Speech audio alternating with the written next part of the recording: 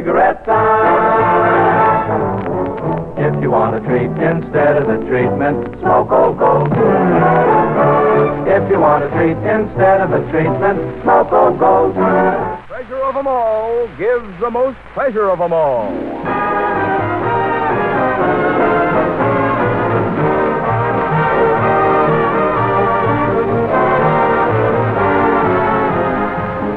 This is Marvin Miller, ladies and gentlemen, speaking for the makers of Old Gold cigarettes, who are pleased to present the 30th in a series of new programs with Carmen Dragon and his orchestra, starring Metro-Goldwyn-Mayer's lovable Frank Morgan, the genial Don Ameche, and charming Frances Langford, who sing... Come away with me, Lucille, in my merry Oldsmobile. Down the road of life we fly, automobile bubbling you and... Thank you, ladies and gentlemen, and good evening. Pardon, Don. What is it, Simon? Well, last week you told me to stick to my music and forget about telling yonkers, and I disagreed with you, remember? I remember. Well, I asked my wife, and she thinks you've got a good point. Oh, she does? Yeah. Then I used my head, and I think I got a good point, too. That's for sure. So I combined the music with the yocker, and what did I get? What? A musical yocker. Oh, no. Boys, let me have a chord. A modest sword swallower married an inflated balloon dancer, and right after the ceremony, he left her flat.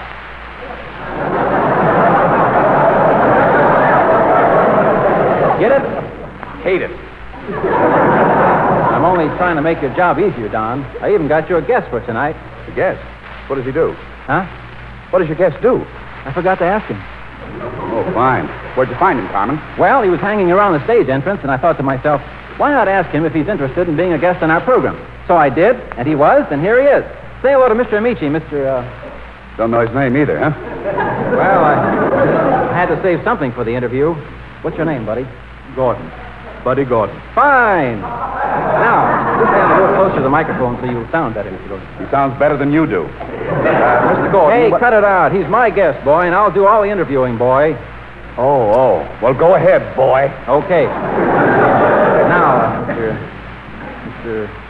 What'd you say your name was, Buddy? Buddy. That's fine. You got any questions you'd like to ask him, Don? All right, Carmen. Mr. Gordon, would you mind telling us what your occupation is? Not at all, Mr. Ameche. I'm a process server. A process server? Well, that sounds interesting. And you took the evening off to come down here and see our show, huh? Well, not exactly. I've got a summons to deliver to one F. Morgan. F. Morgan? Well, guess I'll be going home now. Come back here, Carmen. What for? You don't need me around to interview your guest. He's not my guest. You brought him here. Please, gentlemen, don't squabble over me. I'd get Mr. Morgan sooner or later anyway. What makes you so sure, Mr. Gordon? Because I'm considered the ace process server in the sheriff's office. My record is unsullied. Oh, it is, huh? It is, sir. In the 12 years I've been serving summonses, I've accounted for every male witness. Well, how about women? In 1947, I caught 394 matrons and 64 debutantes. You did? What'd you use for bait? Frank!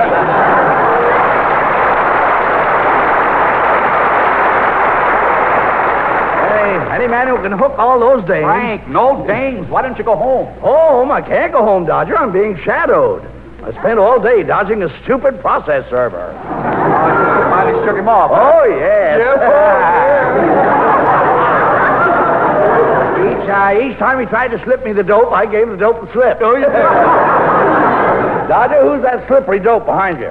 Carmen brought him here. Well, any friend of Carmen, he's a friend of yours. Good day, gentlemen. Just a minute, Mr. Morgan. Shh, don't call me Morgan. That sneaky process server might hear you and hand me the paper. You understand, don't you? Perfectly. Not that I have much to worry about. You don't think he can catch up with you, huh? Not an earthly chance.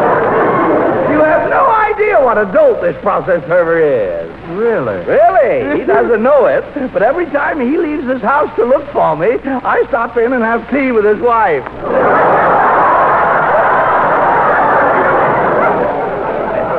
What? Oh, you should see her. First time I ever had tea with a lemon. She thinks I'm a full of brush man, and I keep giving her samples. Frank, fine. If her husband comes home, I'll have to give her the brush. That's very interesting. Yes, isn't it? Yes. Well, thanks, young man, and if I can ever help you with a summons, just let me know. Well, as a matter of fact, I've got one in my pocket right now. You have? Well, now, that's a coincidence. Let's have a look at it. Frank. Stop pulling my sleeve, Dodger. Least I can do is help this gentleman. Here you are, Mr. Morgan. Well, thank you. Let me see. What orders appears of Frank Morgan on the... Frank Morgan! That's me! Thank you. Good night, Mr. Morgan. I've been stabbed! Dodger, why didn't you warn Now, me? wait a minute, Morgan. Don't get hysterical. What's this case all about? Is it serious? Serious. Dodger is the worst calamity that ever befell me since I was operated on in a cocktail lounge. You were operated on in a cocktail lounge? Yes, I had a brass rail removed from the bottom of my foot.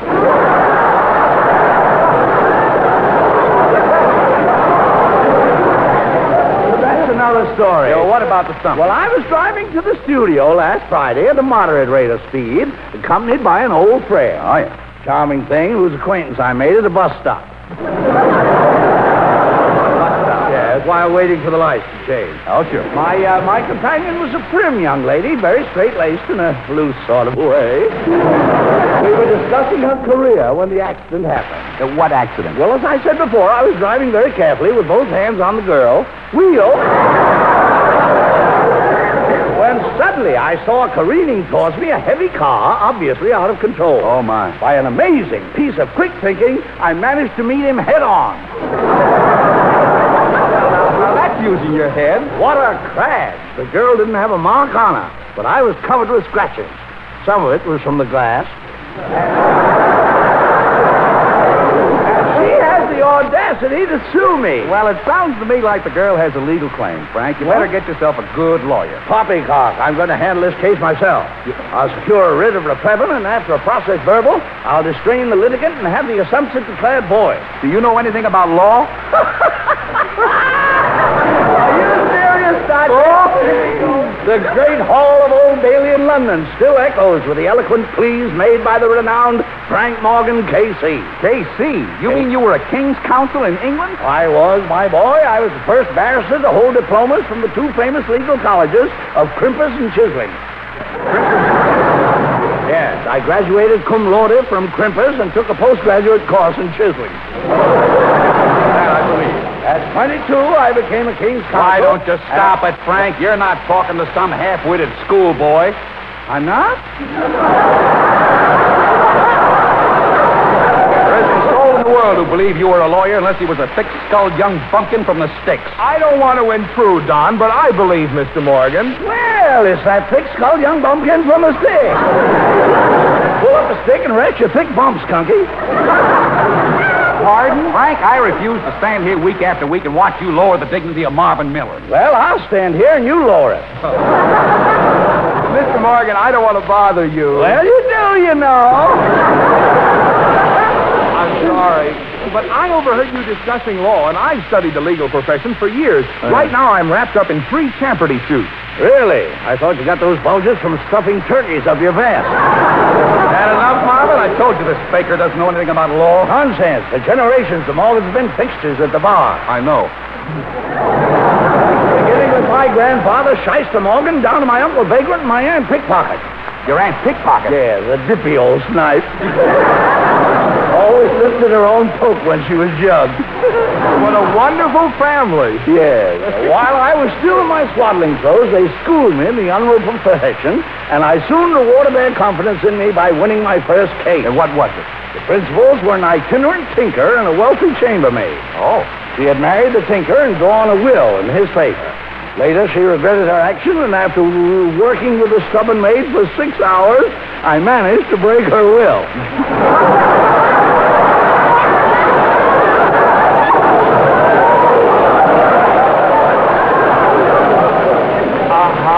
The case brought me worldwide publicity, and I soon began to specialize in emotional cases. Emotional cases? Passion murders, alienation of affections, breach of promise, anything involving the heart. Oh, yeah. I'm the only lawyer alive who ever conducted simultaneously 2 perdition suits. 2 perdition suits? What's that? A pair of breeches. I'll take a loafer jacket. Belt in the back? Just a kick in the face. Well, try this on for size. What are we talking about? You were telling us how you were a lawyer, Mr. Morgan. Oh, yes. I can't begin to recount the number of cases I've disposed of. Don't try.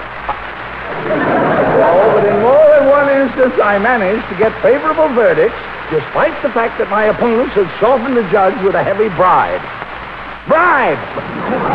I knew you meant brides, Mr. Morgan. So you did.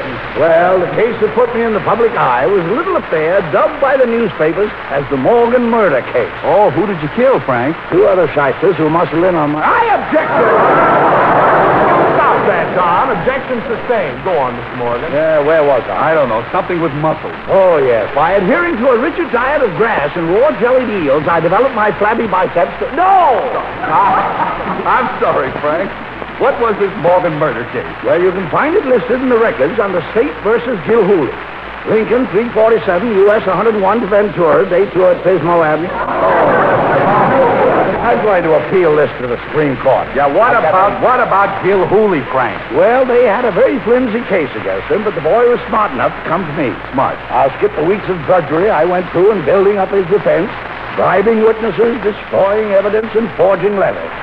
Suffice it to say, I was thoroughly prepared when the trial opened. And what happened? Well, the district attorney was rather an unscrupulous fellow, and the case went badly during... Don Ameche and Frances Langford as John and Blanche Bickerson in The Honeymoon is Over.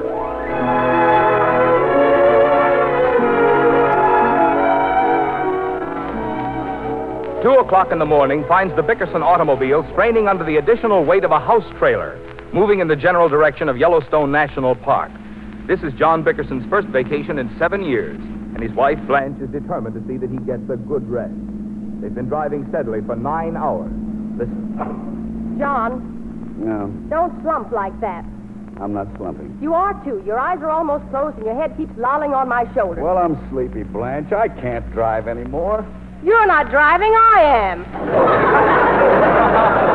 haven't touched the wheel for the last 8 hours. I've driven all the way since we left that gas station in Bakersfield. What are we doing in Bakersfield? You and the car got tanked up at the same time. I'm warning you, John Bickerson. I'm not going to stand for your conduct much longer. I'm growing old having to battle with you because of your acts. What do you think I am? Old battle axe. What? You put out the lights, Blanche. What are you talking about? I don't know. I'm not listening. Drive careful, Blanche. Good night. I wish we'd never started on this trip. I won't shush. You've got no right to treat me like a truck driver. You haven't been 1 minute's help to me. I don't know where we're going. I can't understand these dials on the dashboard. I'm telling you now, John, if you fall asleep once more, I'll run out of gas. Oh, you say it, but you won't do it. That settles it. I'm not going to drive another step. Well, pull over to the side. You can't stop in the middle of the highway. You're blocking traffic. Oh, all right. It won't start. Let me see that gas gauge. Empty. Why didn't you tell me we were running low? I told you I didn't know anything about it. Well, there's no use sitting here. There's only one way to get this outfit over to the side of the road, and that's by pushing it. Now, don't touch a thing until I tell you. Okay, Blanche. I can't even budge it, John. You come out and push.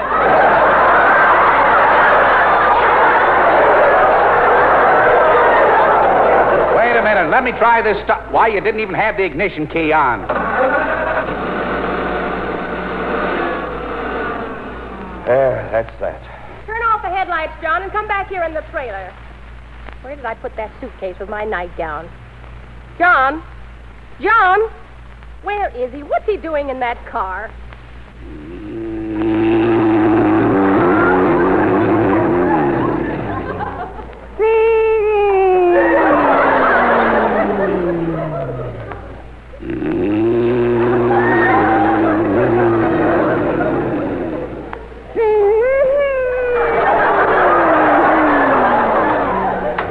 How can that man sleep with his head in the glove compartment?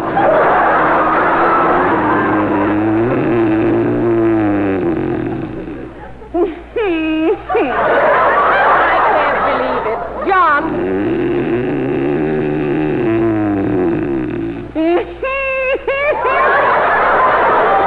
Get out of there. Yeah, get out of there, Blanchard. What's the matter? What time is it, Blanchard? Come on out of that car and sleep in the trailer. Now, watch your step. I'm sleepy. I don't want to open my eyes. Go on. Get in. Now, take your clothes off. Where's the bed? Just pull down the ironing board and hook it to the bread box. I can't sleep on an ironing board. What kind of a trailer is this? You don't have to sleep on the ironing board. That just makes the slab. Oh. Now, you just fold the stove underneath and slide the seat pads on top. There. Isn't that clever? Wonderful. Good night. The other bed hooks on the other side. See how simple it is? I hate it. Oh, you're never satisfied with anything. This trailer's a darn sight better than our apartment, if you ask me. Yeah. It's got every modern convenience. There's more closet space than we have. There's a lovely metal sink, and the bathroom is out of this world. That's what I was afraid of.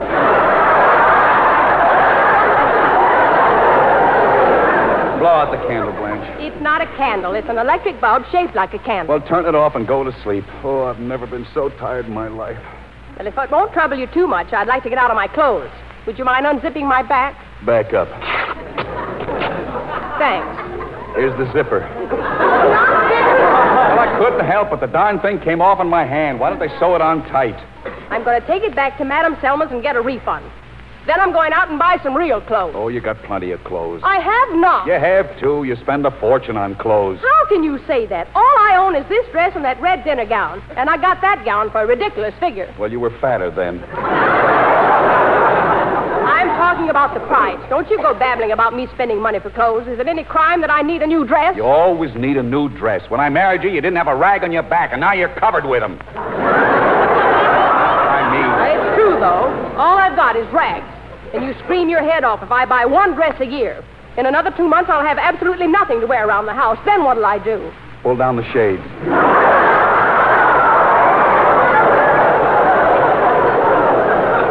Believe me, Gloria Gooseby got the right kind of a husband. That Leo gives her everything, and he never squawks. Leo covers her with diamonds and bundles her in furs. Leo bought her a blue mink coat last month, and the month before that, Leo gave her a pearl necklace. Yeah, pearl. I saw her last week, and what do you think she's got wrapped around her little finger? Leo. No, she hasn't. She's got a ring with a diamond in it as big as my head. Maybe it's as big, but I'll bet it's not as thick. You be careful how you talk to me, John. Well, you're always riling me up. I didn't start anything. You did. You want to do nothing but fight, fight, fight. Keep quiet. You'll wake the neighbors. What neighbors? We're in a trailer a million miles from everybody. I wish I was home. Oh, so do I. Good night. Oh, John, can't we even enjoy ourselves for 1 week? I didn't mean to start anything. Well, get to bed. I'm so tired, I don't know what I'm doing. All right. Well, hand me my cold cream from the overnight bag, will you please, John? It's right under your bed. How do you jam all this stuff into one small bag? Hairnet, bobby pin, slippers, stockings, bathrobe. Here's your cold cream. Thanks, dear. What's this? Since when do they put fur on them? All earmuffs have fur on them. Oh, they're earmuffs. Are you ready for bed now?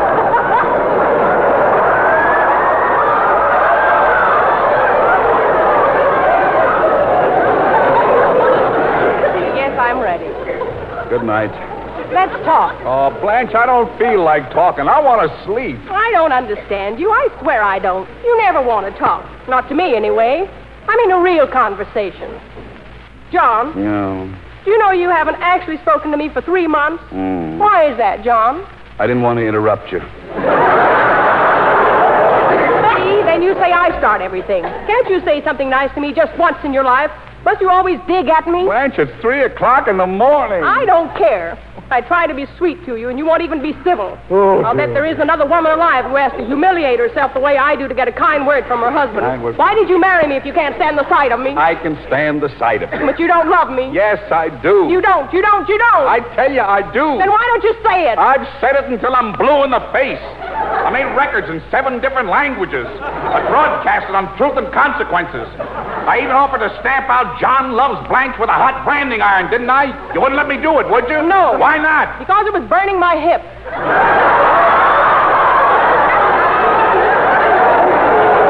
Well, if you can't stand a little pain, don't keep asking for proof of my love. I'm going to tell you for the last time, Blanche, no man ever felt about a woman the way I feel about you.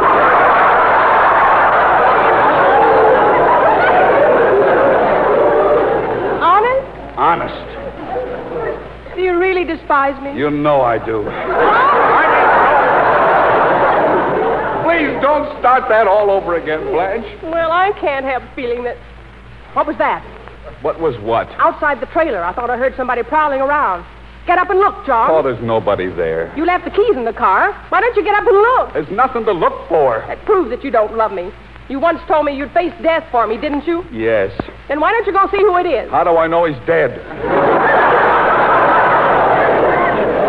I'm scared. Oh, don't be scared. John, if anybody breaks in here, will you save me? Yes, I'll save you. Why?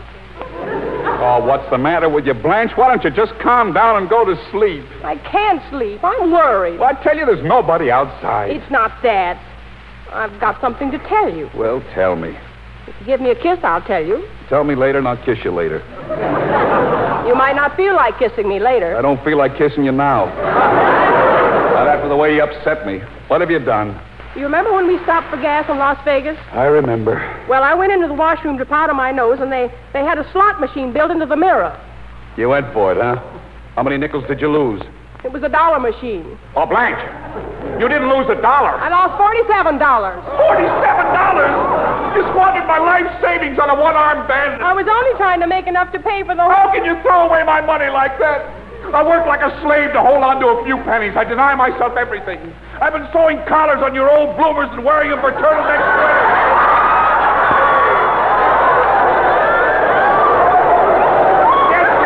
Yesterday I took a bite out of my own leg to save on lunch. She gambled away $47. I never gambled in my life. Last week you bought a raffle ticket for $25. What raffle? It was a pawn ticket. I hocked my teeth. Take it over. John, quick! There's somebody unhitching the car. Don't try to change the subject. We're going to have a showdown if it's a John, look out the window. What are you talking about? Where? What happened to the car, Blanche? It's gone. I told you there was a problem, but you wouldn't listen. Oh, how do we get the police? That crook made off with my car. Well, you don't have to get hysterical, John. It can't get away with it. Why not? Because I copied down his license number. What's the use? Good night, Blanche. Good night, John.